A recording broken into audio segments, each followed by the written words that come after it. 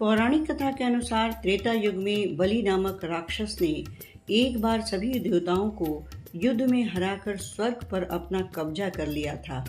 इसके बाद वह देवताओं पर तरह तरह के अत्याचार करने लगा।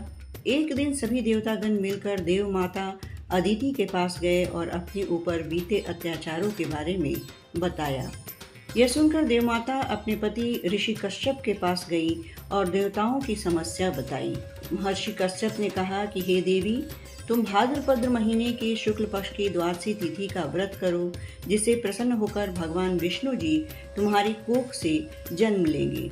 अपने 5वें अवतार वामन अवतार के रूप में देव माता अदिति ने पति महर्षि कश्यप की आज्ञा से विशेष अनुष्ठान किया, जिसके फलस्वरूप भगवान विष्णु एक वामन ब्रह्मचारी का रूप धारण कर राजा बलि के यहाँ आए। उस समय राजा बलि ने एक विशेष यज्ञ का आयोजन किया था, जिसमें भगवान वामन उसी यज्ञ में जाकर शामिल हो गए। राजा बलि ने वामन भगवान का भव्य स्वागत किया और दक्षिणा देने लगे, किंतु वामन भगवान ने मना कर दिया। कहा कि हे राजन, मैं दक्षिणा में कुछ भूमि मांगना चाहता हूँ, क्योंकि मेरे पास इतनी भूमि नहीं जहाँ पर बैठकर मैं भक्ति कर सकूं। ब्रह्मचारी की बात सुनकर राजा बोले, हे भगवान, आप मांगो कितनी भूमि चाहिए।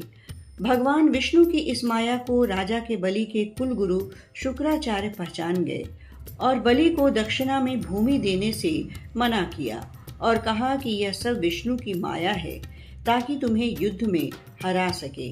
किंतु राजा बलि भक्त प्रहलाद का पौत्र होने के साथ साथ बड़ा ही दयावान था। उसके द्वार से कोई खाली हाथ नहीं गया।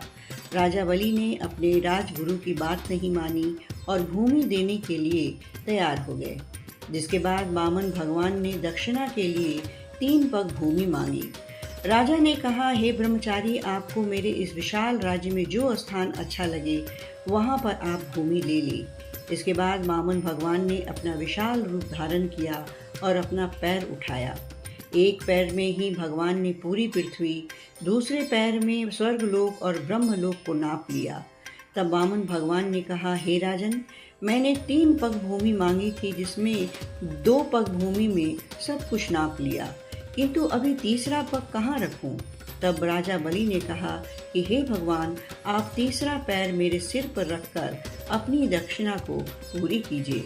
राजा बलि की बात सुनकर वामन भगवान ने अपना तीसरा पैर राजा बलि के ऊपर रखकर 3 पग भूमि प्राप्त की।